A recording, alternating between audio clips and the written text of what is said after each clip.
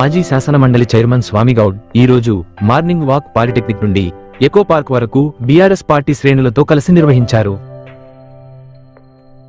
ఈ సందర్భంగా ఆయన మాట్లాడుతూ ఉద్యమ సమయంలో అనేక సార్లు వనపర్తి వచ్చారని, నాటి వనపర్తిని తలుచుకుంటే నిరంజన్ రెడ్డికి ముందు, నిరంజన్ రెడ్డికి తర్వాత అన్న విధంగా అభివృద్ధి జరిగిందని అన్నారు.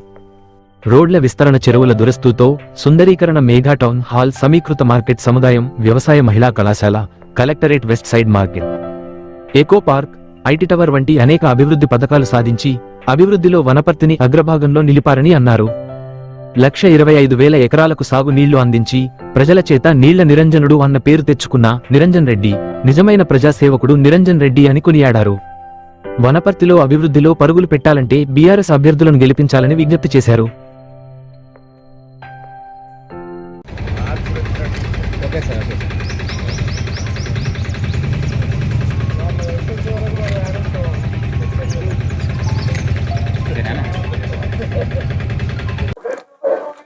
ఈరోజు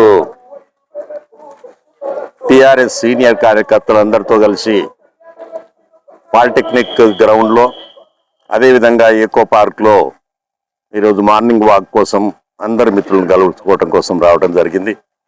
చాలా సంతోషం. హెల్త్ మీకు కాన్సెప్ట్ ఉన్నటువంటి గవర్నమెంట్ ఎంప్లాయీస్ కానివ్వండి, టీచర్స్ కానివ్వండి, పీటీ టీచర్స్ కానీ, విద్యార్థులు కానీ, ఎక్కడికి పోయినా 100% డెవలప్మెంట్కు మేము ఓటింగ్ చేస్తామని చెప్పి చాలా ఓపెన్గా చెప్తా ఉన్నారు. చాలా సంతోషం వేసింది.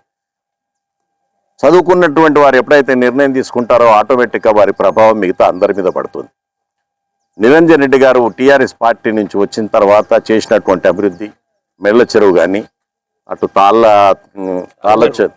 తాటి చెరువు కానీ, వనపర్తి అభివృద్ధి విషయం కానివ్వండి, ప్రజలను ఒప్పించి వాళ్ళ ఇండ్లు కొట్టేసి డబుల్ రోడ్డు చేయటం అనేది, ఈరోజు ఒక్క ఇల్లు తీస్తే కూడా ఒప్పుకోడు. కానీ ఇంతమంది 100 మందిని 1000 మందిని ఒప్పించి వాళ్ళని మెప్పించి హైదరాబాద్ లాగా వనపర్తిని తీర్చిదిద్దడం అనేది చాలా సంతోషం. అయితే ఆ రోజు సహకరించినటువంటి వారు లక్ష్మయ్య గారు, మల్లయ్య గారు, యాదవ్ గారు, జిల్లా ప్రెసిడెంట్, టౌన్ ప్రెసిడెంట్ రమేష్ గారు, వీళ్ళందరి సహకారంతో నిరంజన్ రెడ్డి గారు కేసీఆర్ ఇచ్చినటువంటి ప్రోద్బలంతో వనపర్తిని డెవలప్ చేశాడు. కేసీఆర్కు అతి దగ్గరగా ఉండేటటువంటి నిరంజన్ రెడ్డి ఒక ఆత్మబంధువులాగా, ఆత్మీయులాగా ఆయనకు ఉన్నటువంటి 5-6 మంది గ్రూపులో ఆయన కూడా. ఈరోజు లేకపోతే ఎన్ని జిల్లాలు చేసిండ్రో అన్ని మెడికల్ కాలేజ్ ఇచ్చింది టీఆర్ఎస్ పార్టీ, కేసీఆర్ గారు. ఆశ్చర్యమేస్తుంది. ఒకప్పుడు 3 కాలేజీలు ఉన్నటువంటి ఈ తెలంగాణ ఈరోజు 36 మెడికల్ కాలేజీలతోటి విరాజిల్లుతున్నది అని అంటే అర్థం చేసుకోవాలి మనం. మరి ఎక్కడి నుంచి తెచ్చాడు, ఎక్కడి నుంచి పెట్టాడు ఇంత బడ్జెట్?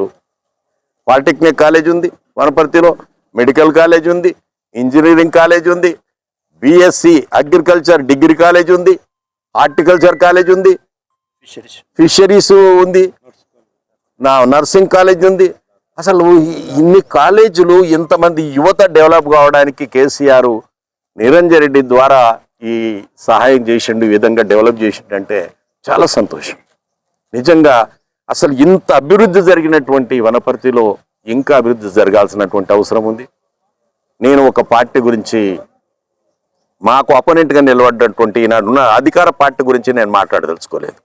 మేము ఇచ్చినటువంటి హామీలు ఏవైతే ఉన్నాయో అన్ని హామీలు నెరవేర్చాం. ఒక ఆడబిడ్డను హాస్పిటల్ తీసుకపోతే డెలివరీ అయిన తర్వాత మళ్ళీ ఇంటికి పంపే వరకు కడుపులో అందరేమో బయట ఉన్నటువంటి జీవించున్నటువంటి యువకుల ఆరోగ్యం గురించి ఆలోచిస్తారు, మహిళల ఆరోగ్యం గురించి ఆలోచిస్తారు. కానీ కేసీఆర్ కడుపులో ఉన్న బిడ్డ ఆరోగ్యం గురించి ఆలోచించాడు.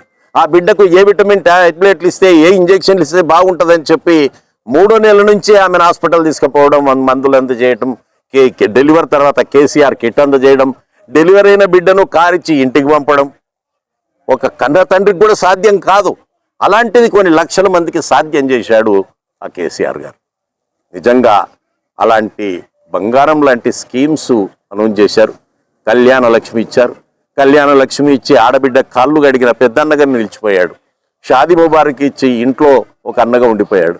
ఇట్లా అనేక రకాలైనటువంటి సంక్షేమ కార్యక్రమాలు చేపించినటువంటి కేసీఆర్ గారు, టీఆర్ఎస్ పార్టీ, వీరందరూ కూడా మళ్ళొకసారి ఎన్నికలు వచ్చాయి కాబట్టి ఈ ఎన్నికల్లో వారిని గెలిపించవలసిందిగా, కారు గుర్తుకు ఓటేసి మీ యొక్క సపోర్టును మాకు ఇవ్వవలసిందిగా మేము మరొక్కసారి అందరి మిత్రులను కోరుతా ఉన్నాను.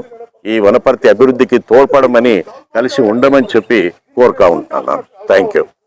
ధన్యవాదాలు.